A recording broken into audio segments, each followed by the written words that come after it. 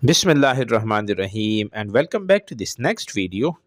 And in this particular video, I want to focus on an important concept in genetics, which is known as the incomplete penetrance. Look at this beautiful lady over here, and then look at this guy over here. Both of these individuals, they are carrying a specific disease-causing genotype. But this particular lady, she is not showing the clinical phenotype for this specific disease causing genotype. But this particular individual, he is showing the clinical phenotype. So, what does this mean? How to explain this? To explain this, like if both of them they are carrying the specific disease causing genotype, one is showing the clinical phenotype, the other one is not showing the clinical phenotype. So, how do you explain this in genetics? For this to understand, you need to have a concept of an important thing in genetics, which is known as the incomplete penetrance. This incomplete penetrance, sometimes also known as the reduced penetrance, that occur when individual possesses a specific disease-causing genotype but do not develop the associated clinical phenotype or symptoms. If you compare that with the complete penetrance, in which the 100% of the carriers they are going to express the trait, or you can simply say that in complete penetrance, whenever there is a specific disease-causing genotype that is going to show the phenotype.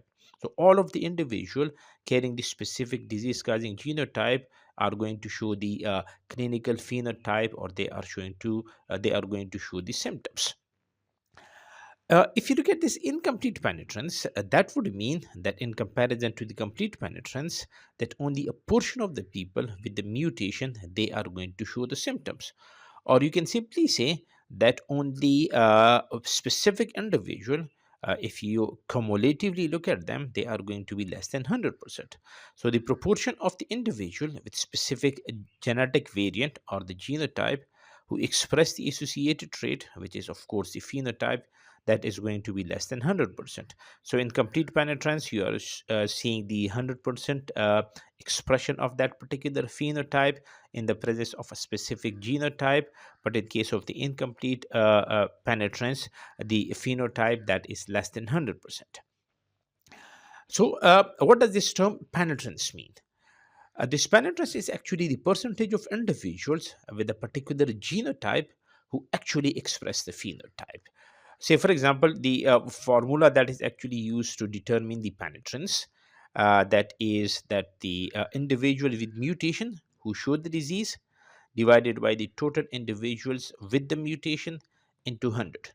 Say, for example, if I give you an example of this, if, say, for example, there are 100 individuals who are carrying a mutation and only 80 show the disease, if you determine the penetrance by this particular formula, so the individual with mutation who showed the disease, out of 100 they are 80, total number they are 100. So if you multiply that by 100, that would mean that it is going to be 80%.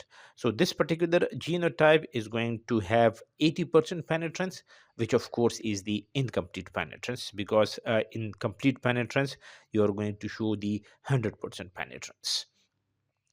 uh, to understand this particular phenomena, I'm going to use the breast and the ovarian cancers, the genes involved in the breast and the ovarian cancer, as an example. The two important genes that are involved in the breast cancer, for example, one is known as the breast cancer gene 1, the BRCA1 for short.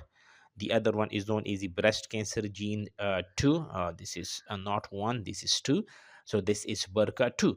So these are the two important genes that are involved in the breast and the ovarian cancer. Of course, there are other cancers as well which are caused by this, but we are only going to focus on the breast and the ovarian cancer over here. If you look at this BRCA1, that is present on the long arm of the chromosome number 17. It's approximately 110 kb of the gene. That means we are talking about a very huge gene that contains 22 exons. And this particular BRCA1 encodes a nuclear phosphoprotein of 1863 amino acid. Now, the process messenger RNA transcript, that is about 7.8 kb. If you talk about this nuclear phosphoprotein, that would mean that the protein that is present in the nucleus, that is a phosphoprotein. That would mean that when the BRCA1 that is made, it goes through the process of the post-translational modification, where the phosphate groups that are attached to them. Therefore, we call them is the nuclear phosphoprotein. So this is some general information about the BRCA1. If you talk about the BRCA2, that is present on the long arm of the chromosome number 13. That is 84 kb of the genomic DNA, and the size is 84 kb. So that would mean it is a small gene as compared to the BRCA1. It contains about 27 exons, and again, it is going to encode a nuclear phosphoprotein of 3418 amino acids. So the protein that is big, genome size that is you can say small in comparison to the BRCA1. So what is important about this BRCA1 and BRCA2, that they are involved in the breast and the ovarian cancer. Both of them, they are tumor suppressor genes. So if I define the tumor suppressor gene in simple terms, these are the genes that are going to control the cell division. They are not going to allow the uncontrolled cell division. And when there is problem in these tumor suppressor genes, that is going to lead to the formation of the cancer. So how they work is these tumor suppressor genes. If you talk about this BRCA1 and BRCA2, they are involved in the DNA double-strand break repair. If there is, you can say, a double-strand break in the DNA, that could be because of multiple reasons. For example, it could be because of the X-rays or the gamma rays. So whenever there is a DNA double-strand break, the BRCA1 and the BRCA2, they are going to get activated, and they are going to participate in a particular DNA repair mechanism, which is known as the homologous recombination repair pathway. Of course, I'm not going into the detail of this homologous recombination repair pathway because that is not the scope of this particular video. But the BRCA1 and the BRCA2, they are involved in this homologous recombination repair pathway, which is an accurate DNA repair mechanism.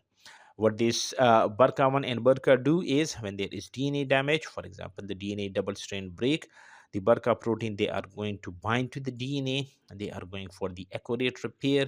The cell is going to be normal, and it is going to survive and perform its normal physiological functions. When these genes, they are mutated, when the BRCA1 and the BRCA2, if they get mutated, that would simply mean that you are going to have a fault in the homologous recombination repair pathway. So the DNA repair that become defective, the genomic instability, of course, that is going to increase, and this is one of the hallmark of the cancer, that you are going to see the genomic instability. And if there is genomic instability, of course, that would mean there is an increase in the risk of the cancer. As I've told you, this BRCA1 and BRCA2 is involved in the breast cancer, in the ovary cancer, but you can also see these in the prostate cancer in the males. When you talk about this cancer, you are going to see two things. And we are going to understand this particular phenomena by a hypothesis, which is known as the Knudsen two-hit hypothesis. What does this Knudsen two-hit hypothesis state? That, say, for example, if you talk about the general population, there is a normal population. You are going to see two set of the function genomes. This is one, say, for example, one copy of the normal gene is present over here. The other copy of the normal gene is present over here. There is some sort of mutation because of any reason, and one of the genome copy that become defective. Say, for example, this copy that become defective. Now, in order to present with the cancer, there should be mutation in this other gene as well. So you are going to need another event so that you can get you can say mutated this particular second copy of the genome as well. So that would mean you are going to need two events. Event number one leading to the mutation or the malfunction of one copy, another event leading to the mutation or inactivation of the second copy. When you talk about the hereditary cancer population, this particular individual, they already have got one dysfunctional copy from their ancestor. So instead of two, they are only going to need one single mutation event, and that is going to deactivate the second copy as well, and the cancer that is going to occur. So when you talk about the general population, the two-hit hypothesis would mean that in general population, you are going to need two events. In case of the hereditary cancer, one event have already happened. You only need a single heredity. You only need a single injury which can lead to the mutation and inactivation of the second copy. So in case of the hereditary cancer population, you are going to see the cancer more often in comparison to the general population. Now, why this penetrance that is incomplete? There are a lot of reasons for this. When you talk about this cancer, for example, the breast or the ovary cancer, so the second hit may never occur in the general population.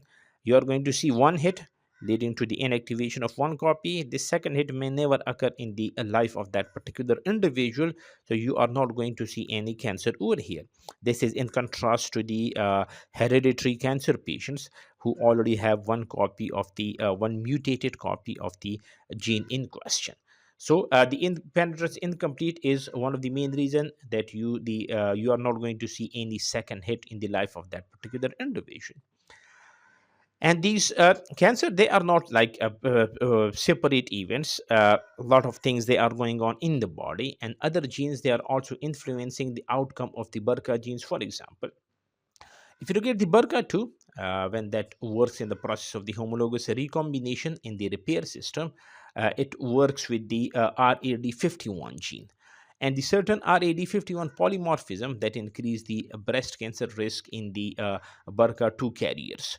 So this RAD51, say for example, in some cases, if its function is slightly reduced, that is going to increase the genomic the instability, and they are going to lead to the higher penetrance. So if I give you an example, if the individual that are having a particular RAD51 polymorphism and the mutations in the BRCA2, for example, they are going to show the higher penetrance in comparison to the normal version of the RAD51. There are other proteins as well which work in this particular case. For example, the PALB2, the ATM, which is known as the DNA damage detector. There could be, you can see, problems with the P53 protein, which are known as the guardian of the genome. So the other genes that can also influence the occurrence or the presentation of the clinical phenotype, thereby the penetrance that could be incomplete. Say, for example, a man with the normal copy of the P53 gene, they of course they are going to show low chances of cancer in comparison to the individual which are going to show a mutated version of the P53 in conjunction with the BRCA2 mutations as well as the specific polymorphic type of the RAD51. There are some environmental factors like, say for example, the exposure to the radiations. If the individual they are exposed to radiation in a higher number of times, of course the formation of the cancer in those particular individual that is going to be high in comparison to the other individuals. There are some sort of the hormonal imbalance, the obesity, and the age. Of course, these are also the factors that can contribute to the occurrence of the cancer. The type of the mutation that is very important. Say for example, in some individual, if the mutation that is truncating, you are going to see a higher risk of the cancer. Truncating mutation would simply mean that because of any mutation, if that is a nonsense mutation, that is a frame shift deletion, for example, and at the end of the day you are going to get a truncated protein, a non-functional protein. If you talk about the missense mutation, so the risk could be variable because you are still getting the protein, only its function that is going to get affected. So that would mean that penetrance depends on multiple factors, and these multiple factors combinedly determine which kind of the penetrance you are going to see, higher penetrance or a low penetrance. Now, if you talk about the incomplete penetrance, you should not confuse that with the incomplete dominance. Because if you talk about this incomplete penetrance, that would mean that not everyone who carries a specific mutant genotype, they are going to show the clinical phenotype associated with that mutant genotype. If you compare that with the incomplete dominance, that is a completely different phenomenon, in which the two parents, for example, one of the parent is showing the red flower, the other one that is showing the white flower. So if you married them, you are going to see a third phenotype, pink, in this particular case. So you should not confuse the incomplete penetrance with the incomplete dominance, because both of these, they are different genetic concepts.